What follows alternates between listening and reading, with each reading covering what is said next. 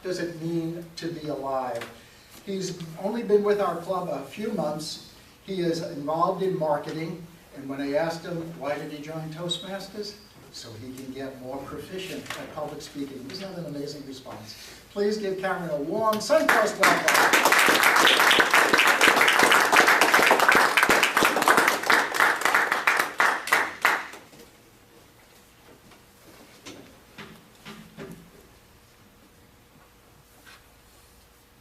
What does it mean to be alive? My last speech, I began by asking a question, and this speech will be no different. So, I ask you guys, if you can, raise your hand if you've ever been afraid of death. Most of us, my hand included. So, I ask that question because it is a very common fear when it comes to just being alive. And I answer that question and raise my hand myself because I also am afraid of death. And I'll give two reasons why. One, I would say the pain. I think as humans, we fundamentally don't know how we're going to die, when we're going to die, how it's going to happen, where it's going to happen. And that produces a fear of the unknown. The second reason would be what I consider, or what I call the instant in existence. So throughout our lives, we have essentially had conscious thought. You know, from being a kid to growing up, we've had conscious thought. We've been able to see, to perceive, to interpret, to analyze. We've had this consciousness in the back of our head that has been with us our entire lives, and upon death, that goes away.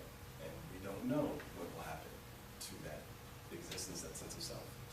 And that is terrifying. But what I'm here to do today is not to scare you, not to terrify you, not to make you afraid of death. Actually, I'm here to do the opposite of that. I'm actually here to hopefully, with my passion and love for science and technology, as well as abstract thought, to give a sense of relief when it comes to the fear of death.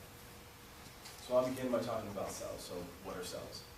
Cells are essentially tiny, tiny, tiny, tiny living robots.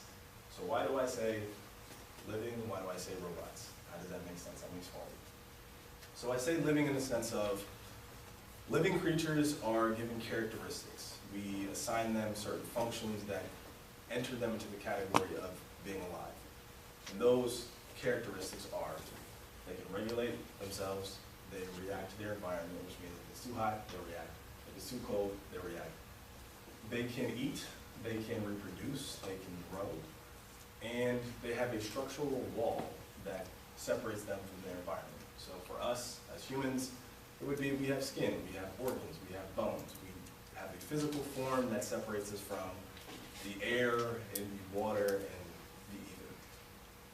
So why do I call them robots?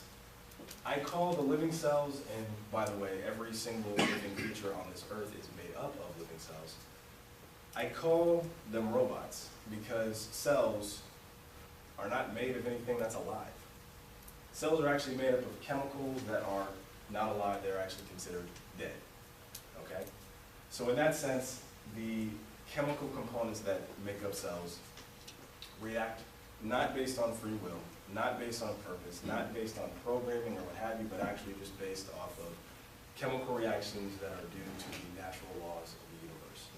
They have no free will, they have no choice, they have no purpose. They are just technically living things that just exist. And we are made up of these tiny, tiny, tiny robots.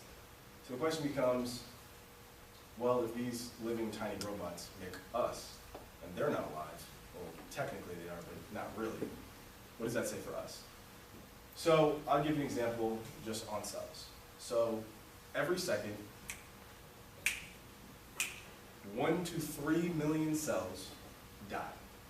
So by the end of this speech, 1 billion of your cells will die and have been replaced. So what does that say about you? Now, cells in this case are essentially programmed to die and to reproduce, And that gives us insight on the idea of death. So what does that mean? Well, death leads to reproduction, and reproduction leads to essentially the creation of new entities and the spread of information. That information being offspring, that information specifically being DNA. So what is DNA? Is DNA alive? No, DNA is not alive. DNA is actually information or code to structure curly hair or blonde hair or blue eyes or brown eyes or what have you. But outside of a shell, outside of a cell, it cannot do anything on its own. So given that DNA has no true purpose outside of just being information, what does that mean for things that are considered living? Well, I would tell you that living things, the purpose of them is to spread, to reproduce, and to continue the propagation of information spreading. So, that being said, given that in the universe, everything within it is made up of elements, it's made up of chemicals, it is made up of all of these things that are not technically alive. Those things have chemical reactions that are within cells that are not technically what we would probably consider alive based on living things. And we are made up of those multiple millions and millions and millions of cells that die and are reborn and replaced and replicated at all times. What does that say about us? Are we alive or are we dead based on the chemicals that we are made of? One last point on cells. Cells are made up of molecules, which are made up of atoms, and atoms exist everywhere. They exist within that table. That table is technically information that is a setup of atoms structured to be a molecule structured in such a way that it is hard, or that it has that form and that structure. So, given that humanity, living creatures are essentially beings that exist to be information that walks around and reproduces and spreads, that begs one question. And that question is, can we never die because we were never alive in the first place? Or is life and death an irrelevant question? And I will end this with a kibosh.